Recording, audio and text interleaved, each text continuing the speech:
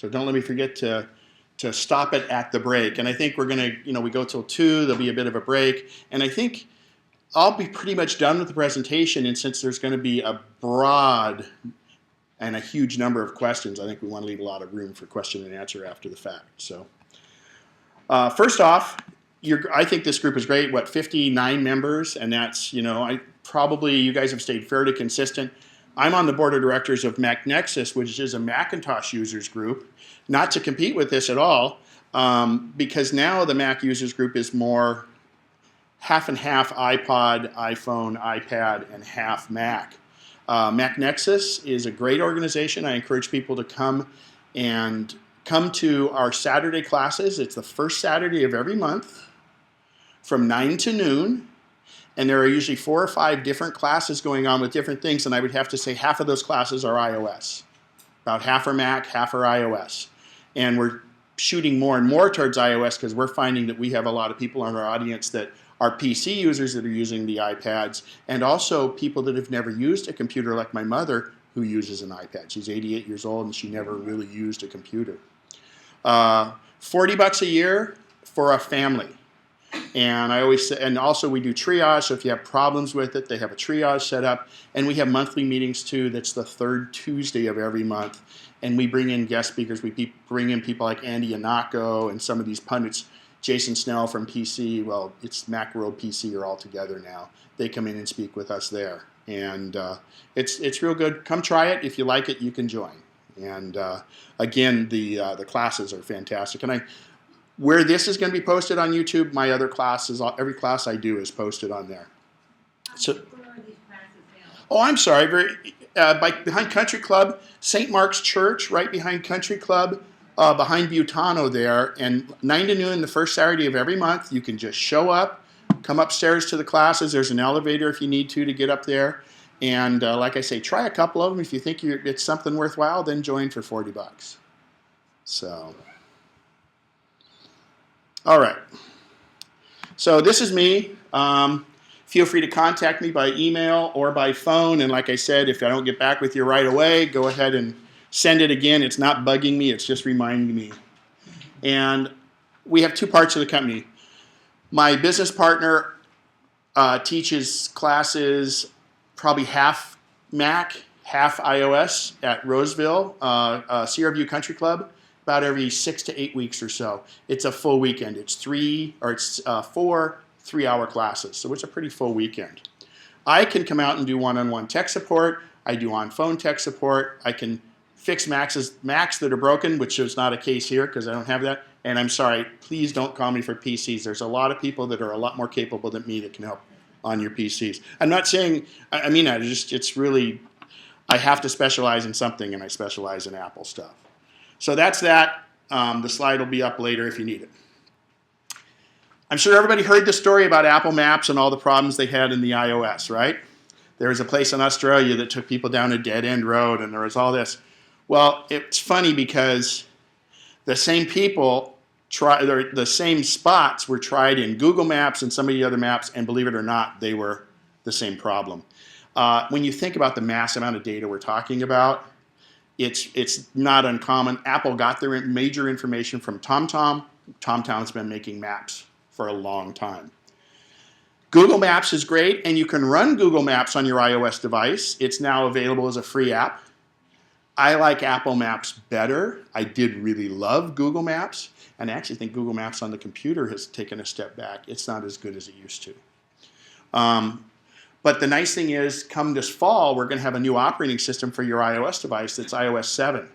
So if you did a map on your iPad, you can say, boom, push it to my iPhone, and it'll show up on your iPhone. And Google Maps does the same thing there. But I think Apple Maps, the way it integrates with the system, is fantastic. And the 3D viewing is incredible. Google uses Google Search for what it's searching for, and Apple uses their own search, but the majority of things they use are Yelp. Now, is there anybody that's not familiar with Yelp? Okay. Yelp is, if you go to a restaurant and you like the meal, you can say, I like that meal. So instead of reading a Zagat's guide or anything else, Yelp is the real world people saying what they like, whether it's an auto repair place, whether it's a jeweler, whether it's a restaurant, and you get the feedback from everybody. but they've also been cataloging all these businesses. That's their job. So it uses the Yelp results. And I'll show you a demonstration of that when you use Siri a little later. Just going through the tour of it, it does show real-time traffic. So on your iOS device, if you go to Maps, you turn up the page curl, and it shows real-time traffic. Now, here's what's happening in the future on this. The real-time traffic right now comes from the same place the radio stations get it. That's all those traffic cameras and all those sensors in the pavement all around. Google gets the same ones.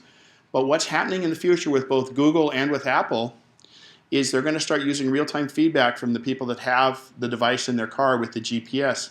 And they sense you're going down Sunrise Boulevard at 30 miles an hour, and they say, whoa, the traffic must be slowed and backed up there. And so it will sense that and give real-time feedback.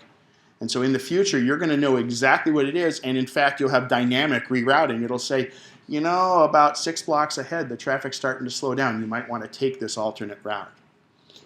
In the fall, Apple's introducing a thing called iOS in the car. The iOS from your iPhone, the new Chevy Sonic has it, but a lot of the car companies are going to embrace this iOS in the car, and it will dynamically do different things for you, whether it be the radio, whether it be Pandora, anything like that. And that's going to be really dynamic. And you know, Apple has the pull to get the big car manufacturers in with that. So the platform's not going anywhere. Facebook users, any big Facebook users here?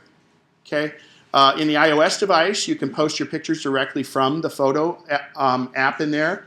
And actually coming up this fall, you're going to be able to post directly to your Flickr account if you have a Flickr for photo sharing, which is what I use. Flickr, by the way, if you don't use it, has just been expanded. You get 1 terabyte of free storage, and it's really good. It's owned by Yahoo.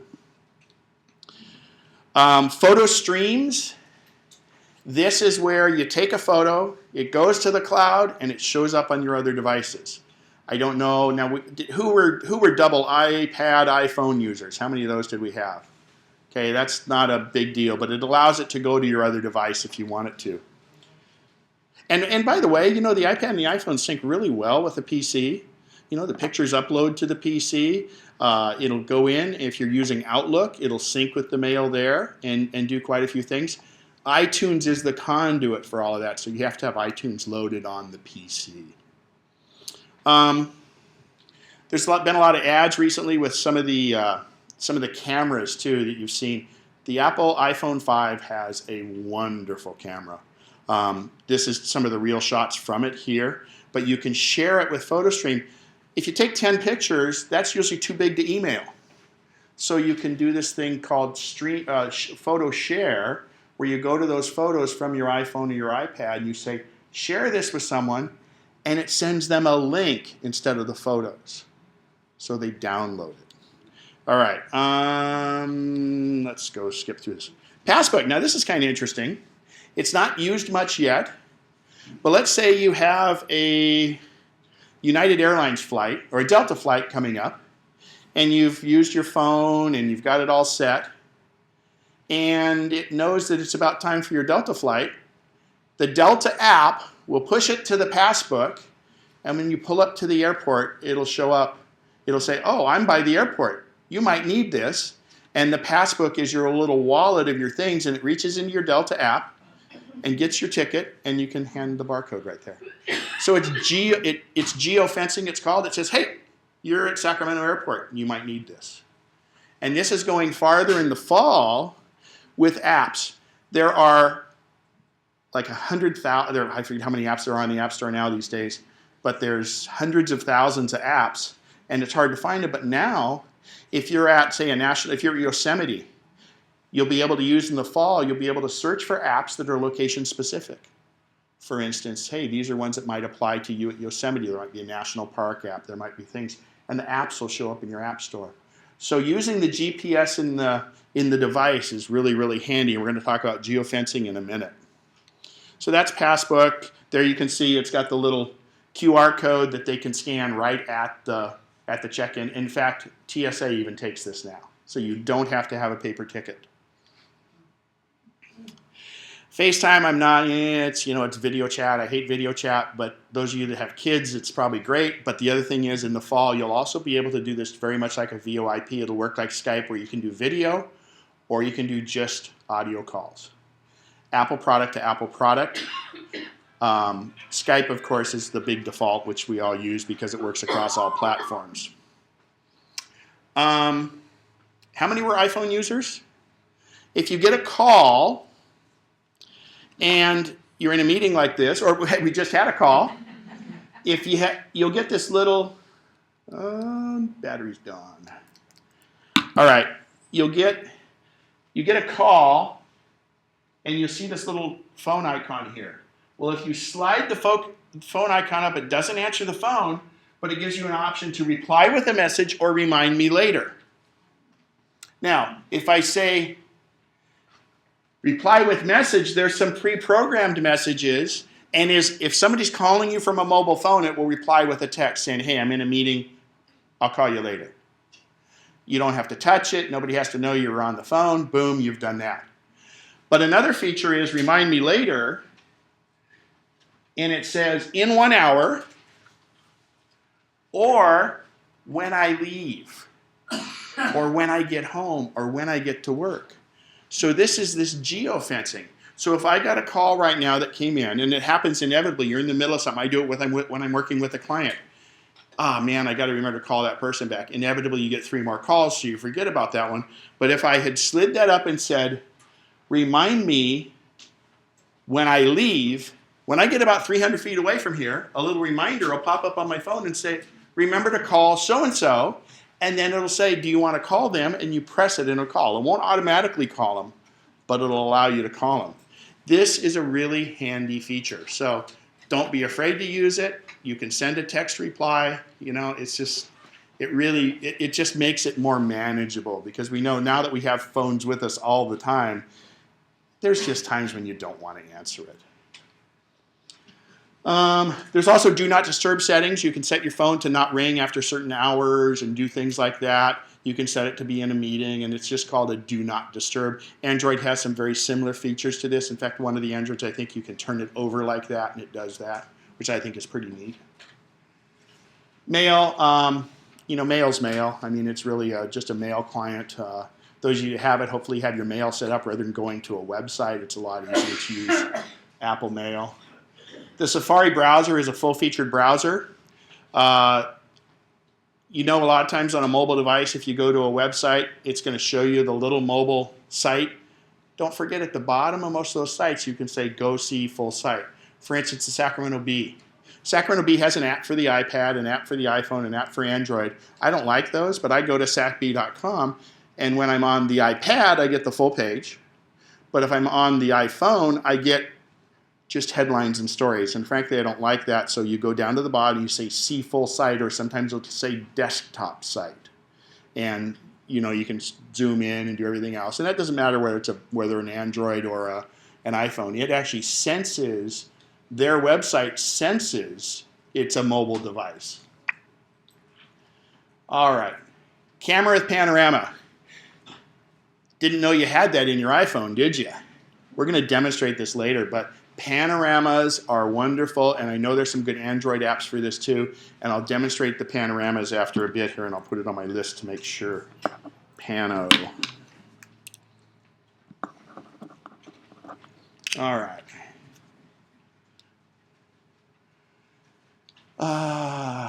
Accessibility. This is, to me, a big thing. Again, I told you about this gentleman. His name's Shane Snyder, and he's actually the senior director at the Sacramento Society for the Blind downtown.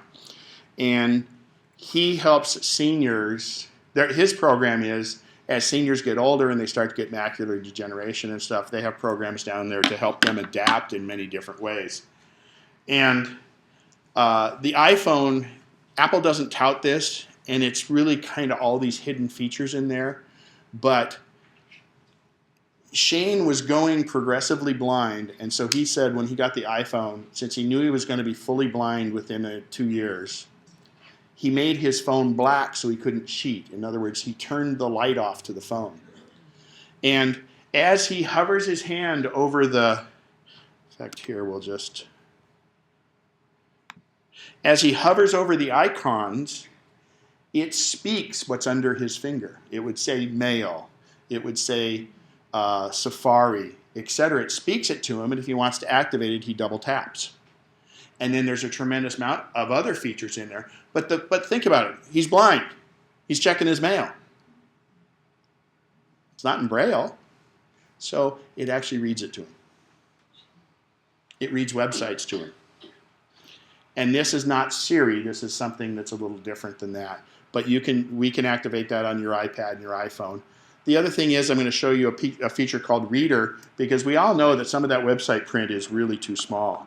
So I'll show you a little trick that you can do on your iPad also. But the accessibility features in there, Stevie Wonder, for him, he said this was just, it made his world because he doesn't have to depend on someone else anymore. And the amount of features in there for the hearing impaired and for the sight impaired, or both, are just fantastic.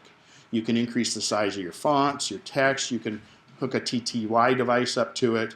It's amazing. One other thing, the iPad, there's an app for the iPad called Proloquo To Go. If you've ever seen kids that have autism, they can't verbalize. Their mind's working fine, but they can't verbalize. So a lot of times you do flashcards. You'll have a thing, and they say, I want strawberries for dessert. And they would point those out, right? But they can't speak it. They know what they want to say, but they can't speak it. This Proloquo To Go app, it's $169. It's fantastic. It replaces $2,000 applications on the computer. And someone can take the iPad and build a story in a sentence, very similar to how you see Stephen Hawking's. The computer speaks for him, but this just does phrases and stuff. But what they found is, because it's an inanimate object, just like a stutterer gets stressed and their stuttering gets worse. But if they're out alone, they don't stutter when they're talking to themselves or when they're talking to their computer. The kids with autism are now actually learning to speak and connecting it because there's no pressure from this iPad, and it's remarkable. And it teaches them to speak. There's another great Apple commercial, which I may show during the break, if I can find it, of an iPhone device that controls an artificial limb. And it straightens out the foot and everything else for like a girl that can wear high heels or not high heels. It's electronic. That her prosthetic is controlled by the iPhone. And it's just amazing, some of the stuff that's happening out there. It really is remarkable. So if you have special needs, let me know. I can usually know where to set those. And if not, there's a pretty good community. And it's weird. As good as Apple is at most things, they don't leave a lot of breadcrumbs on how to find these different things. So it's sad sometimes. This is just the panorama view. Who has an iPhone 5? Have you used the earbuds? Do you like them? Yes. Did you hate earbuds before that? They irritated. Yeah, and the new ones? The bomb. They're fantastic. In fact, I'll pass them around. Mine are a little chewed up. They're $29. They'll work on an Android. They'll work on anything. But the shape of them is incredible. And they have a microphone built in and a little volume control. But if you look at the shape of the ear pod as it goes around, just go ahead and pass it just sits in your ear. It doesn't go in your ear. It just sits there. And the fidelity is great. So they stay on your head pretty well? Yes. Yeah? You had them too? Have you used them at all? I'm not used to those golden box because I didn't like. Try them out. You'll be blown away. And I was okay with the old ones. The new ones are incredible. And you can buy them at the Apple Store for $29. You can put them on virtually anything. And it's legal to drive with one in your ear. Not two, but one. And so in your car, you can be legally hands-free that way. And the right ear is the one that has a microphone on it. So, but these are the earpods. They're totally a different shape. And I can't say enough about them. I'm going to demonstrate Siri later. Siri's great. She's got an attitude. We're going to talk about how it works and everything. I like to say she's my girlfriend. And while I say I'm an email, she's not perfect, but she does well for me. So you can ask her different things like, what's the score of the Giants game or different things like that. It's amazing. You can say, find me a ticket for Smurfs 2 at the nearest theater, and it'll take you right to Fandango and say, here, buy this ticket. Done. Just like that. So we all talk about how little the keyboards are on my mobile devices. Who needs a keyboard? You don't need it anymore, and I'll demonstrate how that works later. Excuse me.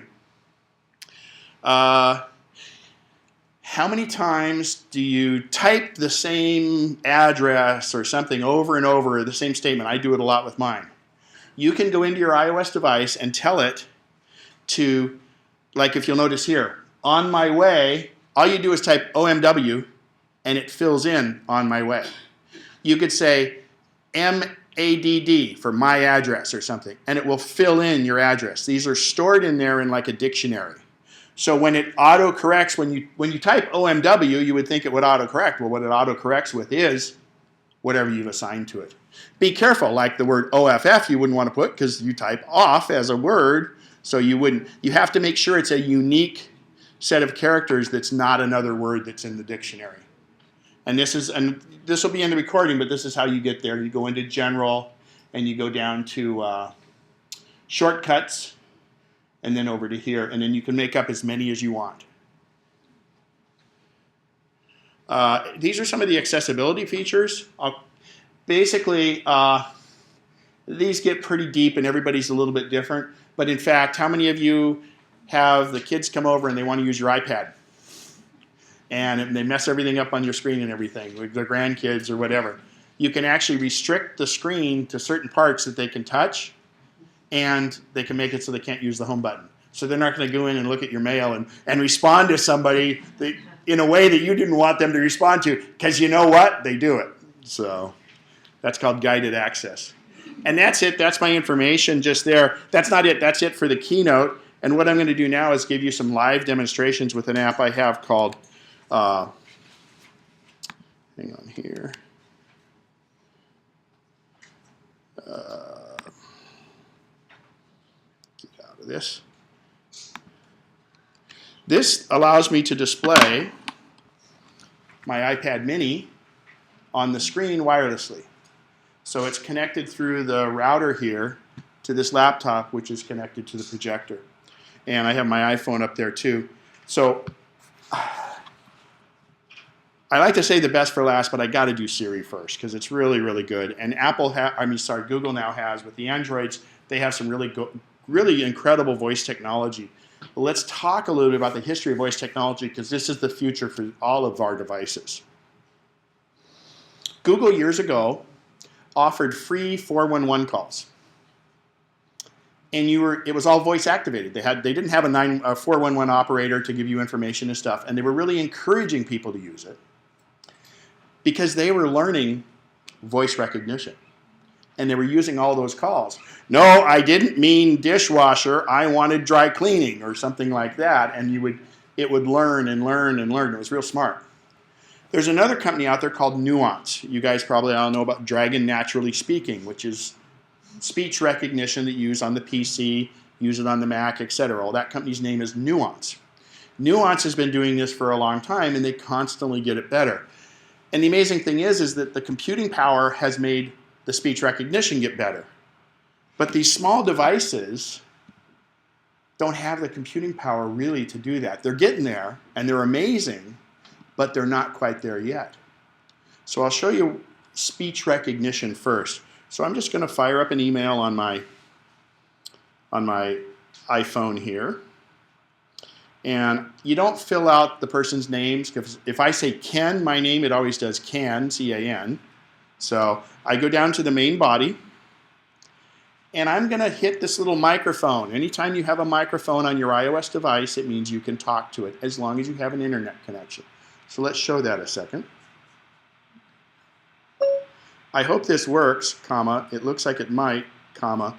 But the problem I have is I'm plugged in, period. If you'll notice the microphone, it shows my level of speaking, period. New paragraph. If I talk softly, it's there, period. New paragraph. If I speak loud, it maxes it out, period. Don't forget to speak your punctuation, exclamation mark.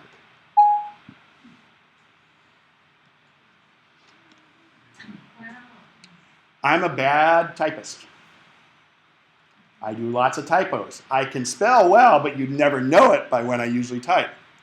Now, so you'll notice these blue underlines. The blue underlines, and this works on the iPad just the same if you have an iPad mini, an iPad 3, or an iPad 4. You have speech recognition. So the way this works is when I touch that microphone, it listens to what I say for up to 30 seconds and sends it out over the internet to Apple's big supercomputer in North Carolina, and it churns it in that quick amount of time and comes back to me at text, and in the meantime it consulted a dictionary.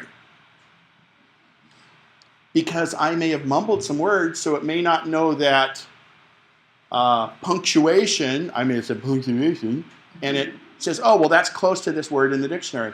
But you'll notice the blue underlines. So Max's, if I tap on Max's, it says, well, did I mean Maxis? Maybe that's a company. If I meant to, oh, we lost our connection. Hang on. Sorry, sometimes the routers don't cooperate. Come on, up on the screen. There we go. Sorry about that. So when I tap on Max's, if that goes out again, please let me know. It says, do I want to replace it with Maxis? And if I did, I would hit the black. If I don't, I just tap. I have is I'm plugged in. It's probably not proper grammar, so it's saying, you know, Ken, you really screwed up there. So let me tap on that. I have is plugged in. The problem I have is I'm plugged in is what I really wanted to say. So I don't want that, so I tap off of it.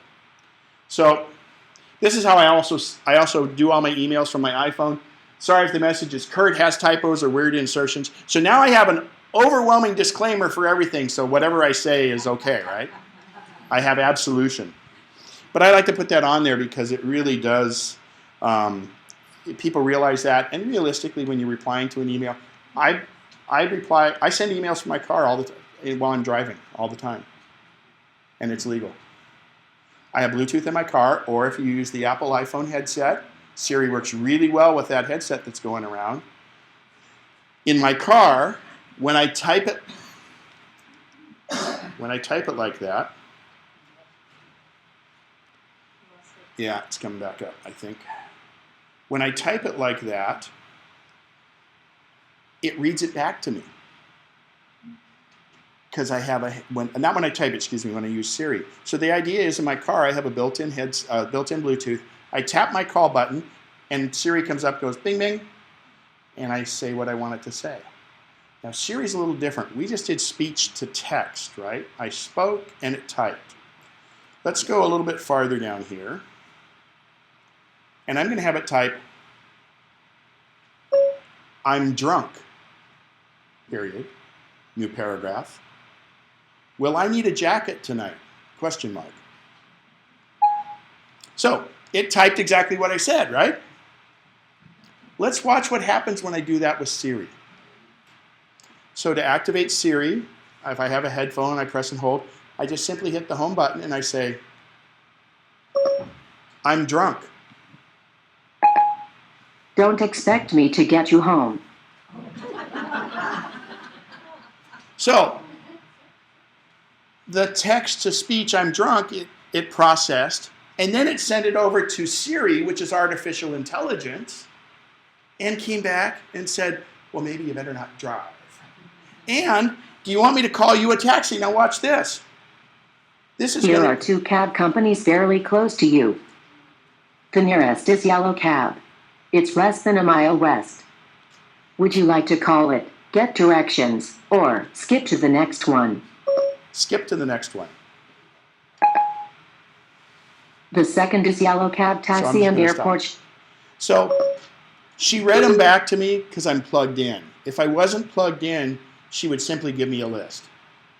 Now, that's GPS-based cab companies nearby. In the not-too-distant future, I guarantee you, it will be GPS-based cabs that are nearby. So Siri knows my location, she knows I'm drunk, and she says, maybe we should call you a cab. So let's try the other one. Will I need a jacket tonight? The low temperature will be 37 degrees. Did I ask her what the temperature was? Oh, that's not here. I think my GPS is a little messed up. 7730. No, somehow their GPS isn't accurate on, or the weather isn't refreshed on Yahoo. But it says 37 degrees. So let's say convert 37 degrees Fahrenheit to Celsius. So you're in Europe, you want to know what it really says it is. Let me think. This might answer your question. Whoa. No, I said 7 times 3, 7. Okay. No, we're up on the Kelvin scale now. So convert 37 degrees Fahrenheit to Celsius. You know, it's garbage in, garbage out. I told 7, then I said 37. Okay, Ken, here you go. So there it is in Celsius. But you're in Europe and you see something, you say, convert 350 euros to US dollars. Let me check on that. Here's what I found. Any of the currencies you want. Anything. Throw a question at it. Somebody give me a question. New Zealand dollars. I'm sorry? New Zealand money. What is the currency in New Zealand? Looking. Here's what I found. Okay, so it's called a dollar. Convert 350 New Zealand dollars to US dollars. This is accessing a place called Wolfram Alpha, and it has all. Here's what I found. So there's the conversion. What's the score of the Giants game? San Francisco is ahead of Milwaukee. Oh, sorry if you're recording 4-0. it. Anybody recording it? Sorry. Oh, but they're ahead, so I guess that's okay. So, and you can ask it to update. Now, those are fairly useful, but restaurants are a good one. I know that I used Yelp. My mom used to spend 3 months a year down in Arizona, and we were looking for a Chinese restaurant nearby, or a restaurant nearby, and we found this great little Chinese place, a little hole in the wall. Loved it ever since, and it was because it had a really good Yelp rating. Now, the iPhone is specific on it, so I'm going to do this way. Find the nearest sushi restaurant. If I don't have the speaker plugged in, it will give me a list.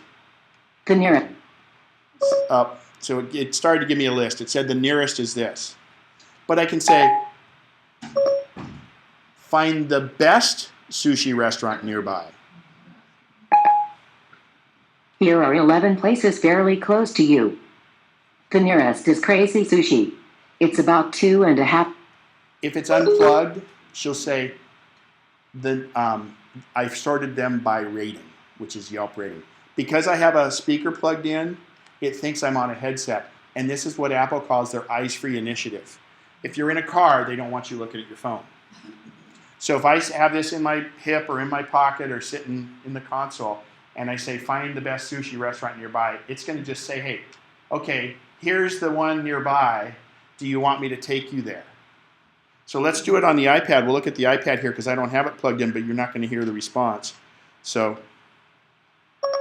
find the best sushi restaurant nearby. I found 11 sushi restaurants. 7 of them are fairly close to you. I've sorted them by rating. Sorted them by rating. But she leaves it as a list, which I can click on and read, because if I don't have a headphone plugged in, the assumption is I'm looking at the screen. So little things like that Apple does, but this eyes-free initiative is trying to keep people from texting and stuff in their car. So if I'm in, we lost it again. If I'm in my car and I want to send an email,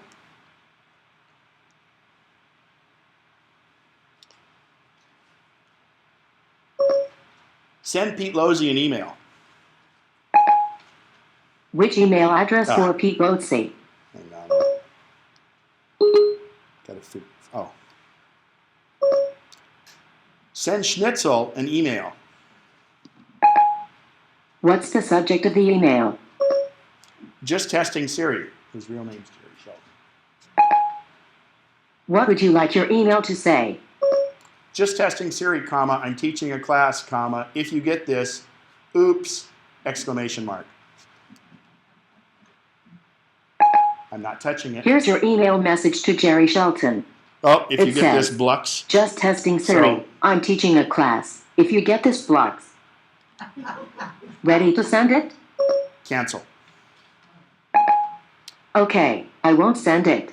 So I can do that with email, with text, and again, in my car, I simply press the button, or if you're using any type of headset, you can usually find the call button and do it. Siri's remarkable. I haven't used a keypad except to hit that microphone the whole time we've been up here. And yeah, there's some mistakes. It's me, not so much her. Don't blame my girlfriend, okay? It's just my news.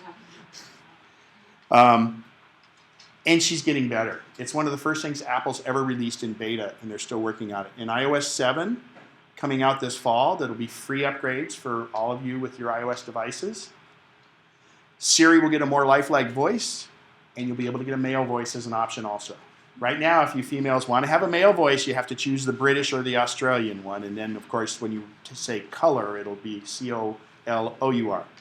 But it's so smart that my best friends in the world, she's of Spanish descent, fluent English, but she speaks with a Mexican accent. She has her iPhone in all English, but Siri wasn't good at recognizing her Mexican accent. So we've changed Siri to be Mexican, and she hates this, but it picks it up perfectly, and it doesn't change any of the other phones. So we changed Siri to say converse in Mexican, and she speaks in Spanish. It's Mexican Spanish, not Castilian Spanish, but Mexican Spanish, and it does it perfectly. So.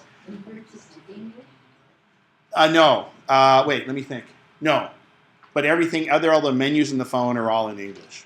So it won't. The real-time conversion is coming. Google's got some good things. So this is another thing that's coming up with all this great speech recognition. You're going to be able to say, "Where's the nearest washroom?" And it'll speak it to somebody. There's an app, free for Android, free for Apple, called Google Translate. I'll demonstrate it real quick here. Oops, if I could spell. Actually, launch Google Translate. I have like 500 apps on here. So there, I just told Siri to launch that app. And the phone went off, so hang on. It's dropping off from the internet here a little bit. It should come back up. There we go. So now, I'm going to go English to 85 different languages. Oh, let me see if I got it on here. Launch Google Translate.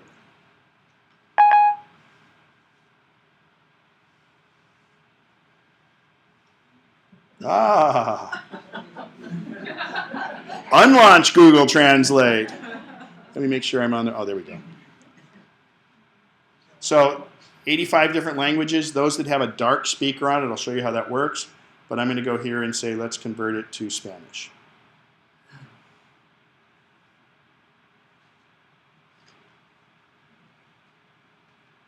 So there's if you don't have Siri, you can still use the little microphone that's built into it.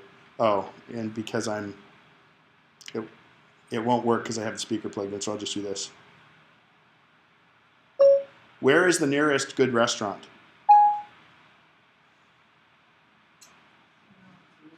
So, ¿Dónde está? Okay. Oh, hang on. Gosh, I'm sorry, guys. It's at the break, I may hook onto my own wireless hotspot, which may alleviate this. There we go. We're actually going to do a lot here. So you'll notice here, no you won't. Good thing we're not like in a race here. All right. There we go. So if you'll notice that it shows it in Spanish, and then ¿Dónde está la buena cercano restaurante? okay, I'm going to change it to French. I know you can't see it. It shows it in French. Oops. Où est le bon restaurant le plus proche? Does it have to be a spoken language, or could you have it translate something into sign, like ASL? So you could communicate with somebody that's deaf. No, there might be apps for that. I think there are ASL apps, but you know what? That's a great feature to FaceTime. People are using FaceTime to converse with sign language. How many times have you been, say, well, I found this really nice couch, and you take a video in there and you can send a real FaceTime video. Well, what's the back look like? And you walk around the back and you can do all of that. So since my little thing is kind of messing up here, let's do a couple questions, and then what I'm going to do is hook to my own network to see if I can fix our little foibles here. So any questions to this point? Go right ahead. You held up your iPad, and I don't think you called it an iPad, it's a mini, iPad mini. and you said it was connected, but I don't see any wires. So how are you connected? To just the Wi-Fi? Well, you can see I'm not connected too well as it's been falling out. But what this is, the way this works with this program. So first of all, it's connected to the wireless network here. Okay. My computer's connected to the wireless network here. And through that, I have this program called Reflector that allows me to show my iPad on the screen while it cooperates. Is that an Apple app, Reflector? No, Reflector is an app for the Mac, and I'm not sure if they make one for the PC, but it's really only for these kind of demonstration purposes. If you're at home, you can. So I could hook a cable directly to this projector or to a TV. It's a little thing called a dongle, and they make them. Apple sells them for about $39 each, and they connect out. And that's the foolproof way to do it. How many here? Anybody have Apple TV? So you have the ability to take a little box from Apple, $99, and put it on your wireless network and put it on your TV at home, and then I can project everything right from here to there. Like if I watch Netflix or something here, I can watch it there. So this Reflector thing is really more for these presentations, and I'm going to put it on my other network here for after the break. So got any other questions before we take our little break? You look like you're dying to ask one. No? No? I'm a PC person, so this is new. Well, you know, Steve Jobs said in his last keynote, he said, you know, we've really entered the post-PC era.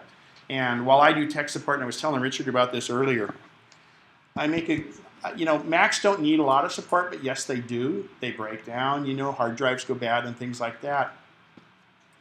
It's very rarely that you have an issue with an iPad or an iPhone. And if you do, even if it's out of warranty, you go online with something, make an appointment at the Apple Store, and you walk in there, and they will take care of you remarkably. And that's, forget Macs, forget anything else, that's why they'll win this war, seriously. Because the customer support is fantastic. And they have great latitude. You go in there with a real good, so the whole thing is your iPhone got wet and it's damaged. They have a lot of latitude with Genius Bar. If you go in and go, well, I don't know what happened to it, you know, you look down the headphone jack and there's a little white indicator that turns orange, they know it got wet, okay? So they have these ways. Underneath the little charging jack, they can tell. So you go in, you be honest, you put yourself at their mercy, and somehow, some way, they'll probably take care of you pretty well. So, one last one before we take the break. I'm looking for an app that I can interview someone that will either record the voice or record the text. Is there a particular one that might be? You have an iPhone? iPad? Both. There's a built-in voice recorder on the iPhone. On the iPad, there's apps for it. And I would recommend the iPhone because the iPhone has a noise-canceling mic in it. For instance, on our board of directors meetings, the secretary uses that to record it while taking notes. Now, to get it to text is a whole different thing. And that's tough. Believe it or not, are you thinking about someone that's wanting to write a book or something like that? I helped a lady over at Eschaton, and it was great because we got the computer-based speech to text is still the best because you can make corrections with the keyboard along the way. And this lady, she finished her book, and it was really, really neat. And then she passed away not too long after that, but I was able to get a copy of it. But I helped her with the speech recognition of it. And on the computer is probably better. And on a PC, Dragon Naturally Speaking is fantastic. And it just goes for a long time? Yes, because it's built into the computer. Instead of sending it out, and the reason it's a 30-second limit on Siri and the others is because it wants to send it in chunks. Because otherwise, you don't want to dictate for 3 minutes and then have it go, oh, sorry. You know, that thought's never going to come back. So there is a way, though, with your iPhone To record it on your iPhone, the app is called, I believe it's called Dragon Go. And then it can interact with your Dragon Naturally Speaking on your computer. So you can do the recording, and instead of having the person sit in front of it, you can then transcribe it on the computer and make the corrections that way. And feel free, I'll have my cards up here too they've got the Mac Nexus on it. But on something like that, I'm happy to do a little research because that comes up a lot, and it really is good. To be honest, many times people get so frustrated with speech recognition, they just start typing it. Not me, I'm slow. Yeah, there are corrections needed. I used, when I had Vista, I used the built-in Microsoft version, which is not as good as Dragon. And Dragon can be gotten pretty cheap on the. It's under $50. I've owned it forever. Yeah. But I used the other one. My dad had a 1942 journal, and trying to read it was a pain, but talking it out was easy. So you could talk it into Dragon or Microsoft, whatever, and it would come back with the text, which was a whole bunch simpler. You could hear the words as you were speaking it, and it worked a whole bunch easier than just trying to sit there quietly and read. And they've all gotten so much better. And they have dynamic dictionaries. And, like in the medical field where you have certain words, they actually add special dictionaries for that. You can have words, let's say it was a person's name. You can tell it to learn that name, so every time they speak that name, it comes up as that name.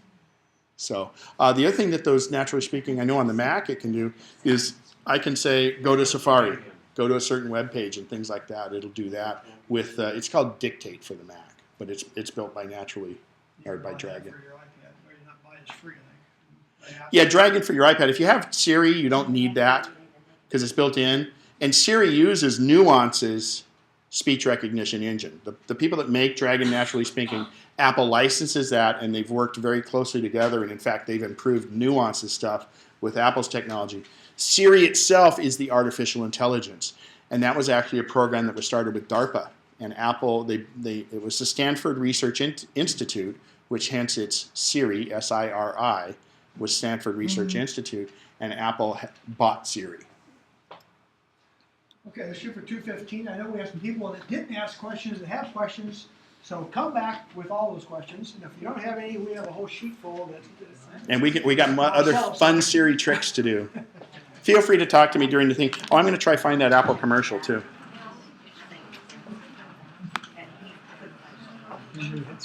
Thank you very much. Turn off the microphone down there. Okay.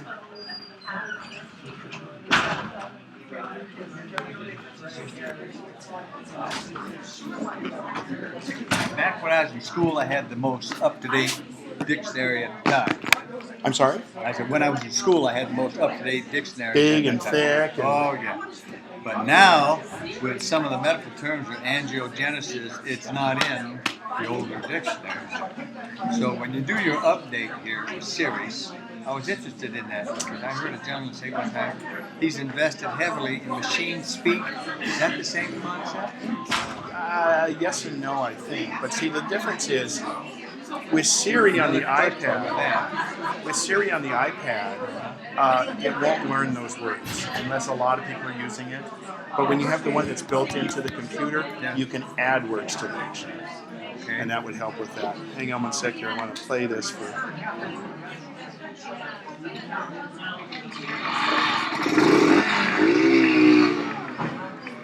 And with the buds, were they L and R? I didn't yes, see and the microphone's always on the right. I know the microphone. But yeah, they may have worn off. Oh, okay. And I looked and I said, wait a minute. Yeah, no, they definitely are asymmetric. But that too. Oh, there it is. Okay, barely. Right. But the microphone's I've always never on. considered myself a visitor. And I bought this. And these will work just fine. They will. This is my home. Let's see. I Oh, have don't the turn it off. opportunity as a community health nurse to Never ensure turn that off? Never there's turn it off. healthcare available. You'll get This is it'll very sit vital. asleep for 30 That is hours my or goal. 30 days. You can use it for 10 hours and it'll sit asleep for 30 days. Turned on, and I didn't have an Apple. I bought the Samsung. This is very, very good. And I went off. But some of the things that are just, I'm an old guy. I'm learning this stuff. Bear with me if I've had stupid questions. No. And they're all different, and it's all new to all of us. I'm lucky. I started with the iPhone the day it was introduced, so I didn't have to learn everything at once. I learned little things along the way. One of my buddies, his boy came home from school, first grade. He says, "We get an apple tomorrow." What the hell was that? That was in the early 70s. Oh yeah. And he is way out. Okay. No, that's fine. Was there questions on your iPad? Well, I wouldn't take, yeah, but I'll take one of your cards. Oh, sure. And then I'll let the other gentleman ask more. Thank you. But There you go. thank you. All right. I recognize you from last time. I have problems with speech recognition. My voice is very, very low. I've got a pretty good quality, high quality Plantronics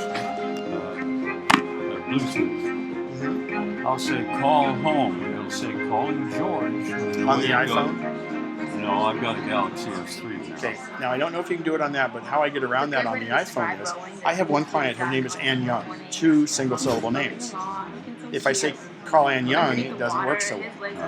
I can assign a nickname to her contact. Like, for instance, a friend of mine's name is Jerry Shelton. Just for a joke, we call him Schnitzel. So I say call Schnitzel, it says calling Jerry Shelton. So in that case, because proper names now on the Siri, it will actually look into your contacts. So check that. Try one of the ones that it's tough to call, and see if there's a nickname for it. And that might help.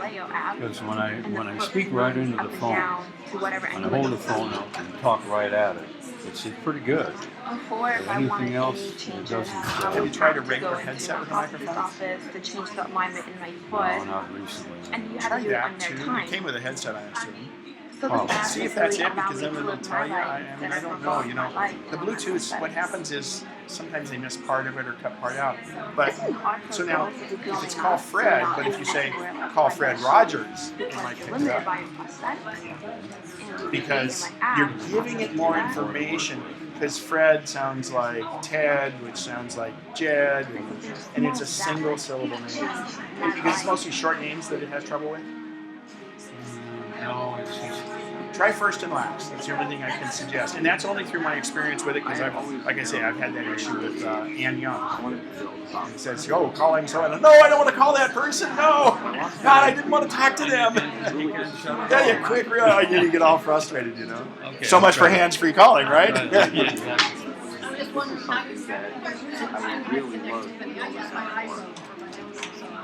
Oh, great. Well, I'm actually, because I have the original unlimited plan, so I don't have that luxury. But I have these connected to their internet here, but I'm going to connect it to my Wi-Fi hotspot. Yeah, because I'm going to see if that'll give us these things have been dropping out because of the connection. So I'm going to see if this fixes it. So. Hi, how are you? Good, thank you. Oh, you bet. And also my daughter-in-law is... I'm sorry? My daughter-in-law is special employer. And so, is there place in Sacramento? Yes. Sacramento Society for the Blind. Okay. Because they have some programs. And I'll tell you, I have one client who, she has that. Pro Loco is different. That's not for vision impaired. But there's vision impaired things you can do on this. But I tell you, I have one client who's vision impaired, and you know how they have that computer where they can zoom the computer in and see like one word at a time? Yes. And it's so cumbersome. So I have another client. They have a 47-inch TV, and we got an Apple TV. She sits next to the TV. This is projected on that screen, and she sits right next to the screen, but manipulates it here and can do her emails because the entire iPad is projected on the 47. Forever from this earth, and it takes nothing. You can do it with cable. It's real cheap and easy. Or you can do it wireless. My mom spoke only Cherokee because she was 12 years old, but she didn't pass the language on to us. Yeah, so that's I wanted to create and that's an app to where revitalize it language, takes some to time. appeal to But young let me people, to see if I create a can. new language. So if you go and into that's the only way a language can survive. accessibility, Most of our clients are in very remote areas. There's really nowhere accessibility. to go to do this. voiceover is one thing We you can actually do, create and then it does that. You can zoom the text in huge. Now, so these apps have allowed us to still some site, revitalize but small just- Yeah, she has languages. sight, And it's but a so way in fact, she has to do back into this. okay, homework. so let's go to this website.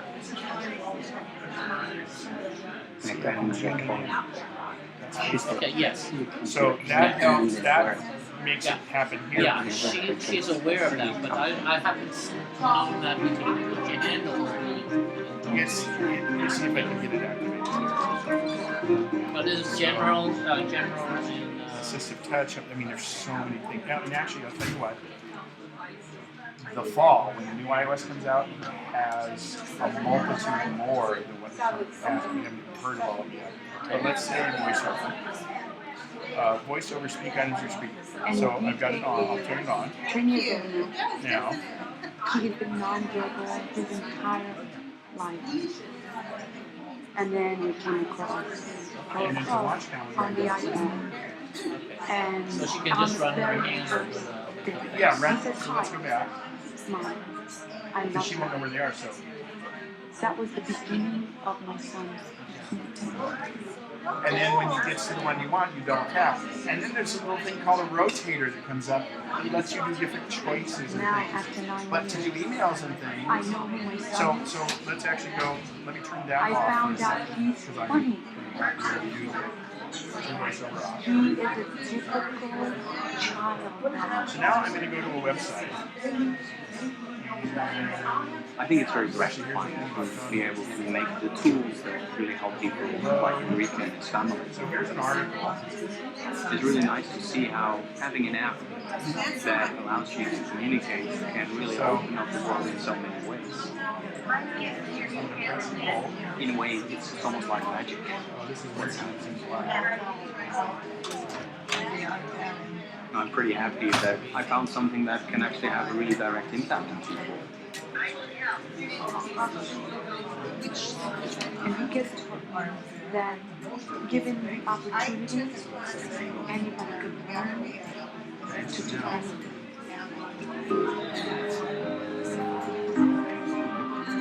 so you mock it out. Yeah, but with the accessibility, you can just read the page. I have this on all the time. When I'm in the car, I can listen to it. Another thing you can do with I don't have a background in programming. I'm just a guy who saw a problem and needed to solve. Adjust the text and it's all they want. I wanted to make my dent in the universe. I wanted to change people's lives, But I can including go here mine. and say, It's just amazing to be able to do something you love, which is developing apps, but and I'll achieve tell you, something from that everybody is I've so talked meaningful to so many people in all parts of the world, in all walks of life, by doing what you love.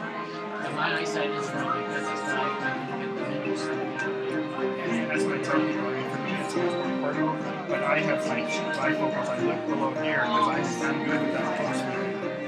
I'm on this if it sucks. So the iPad 1 is better. The iPad 2, 3, 4 is good for 4 more size. There are some rumors out there about a 13-inch iPad.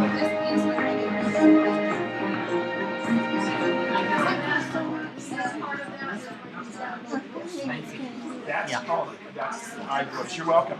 And you can get Kindle on this too. Yeah, and you can get apps. You can watch things from the library too. And that's a good thing. I'll bring that up after. Because you don't have to have a Kindle. I've got a little Kindle joke. So it syncs with it too. So in other words, if you're partway through a book, it'll pull up on here exactly where you are. But now Kindle says it's phoning home to Amazon. No, it won't do that yet. But that's all part of the Kindle. I don't know if it will because they also sell iBooks. Audiobooks, which is Audible, is owned by Amazon, and you get audiobooks that are separate, so they don't allow that. Where was that recorder?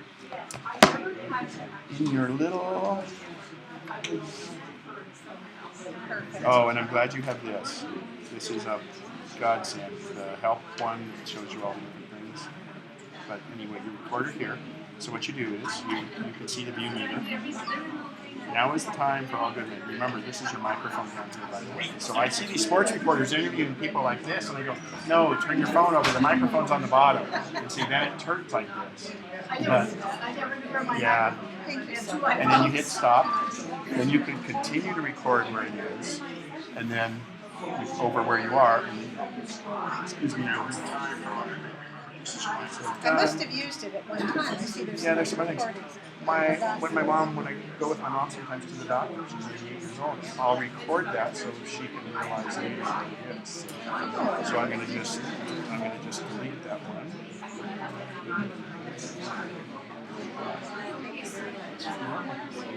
I have a question. Sure. I have an iPad and I have Bluetooth in my car. Mm-hmm. Is there a way that I can hook up the iPad and have it voice maps for me? Like a GPS. Okay. Does your iPad have cellular? I don't know. What do you mean by that? The ability to hook to the internet by cellular signal, or is it just a Wi-Fi only iPad? Well, I don't have it on cellular. But do No, you have I that? my Do you have it with iPhone you? on it. Yes. Grab it. And I have my iPhone on when Well, why I'm would out of the you radio. want your iPad because it's bigger for the GPS? Is that what Yes. you're thinking? Yes. Grab your iPad for me really quick.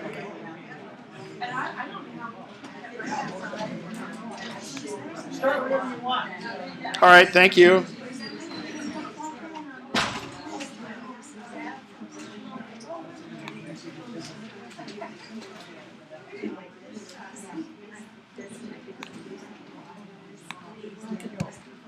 Hang on one sec. No, yours is a Wi-Fi only.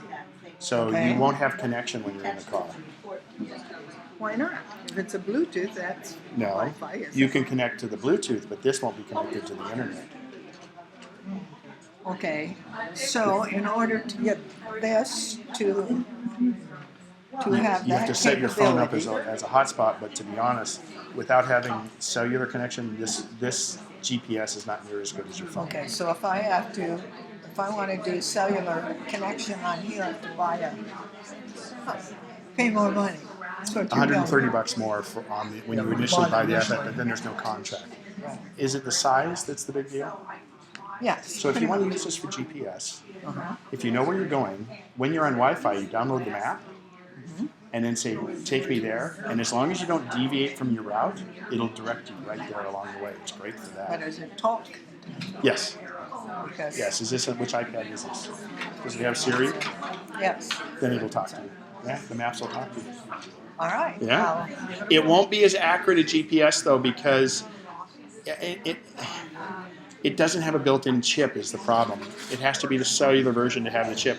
The GPS and the cellular version are on the same chip when they build them. Well, if I bought the cellular version, would that do it? Yes. Feel free to, shoot. I can send you links on that stuff.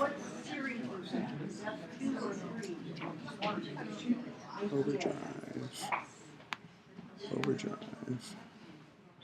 Reflector. Getting us set up on the other network here. Had some great questions. And while I'm setting up, oh, I didn't stop my recording.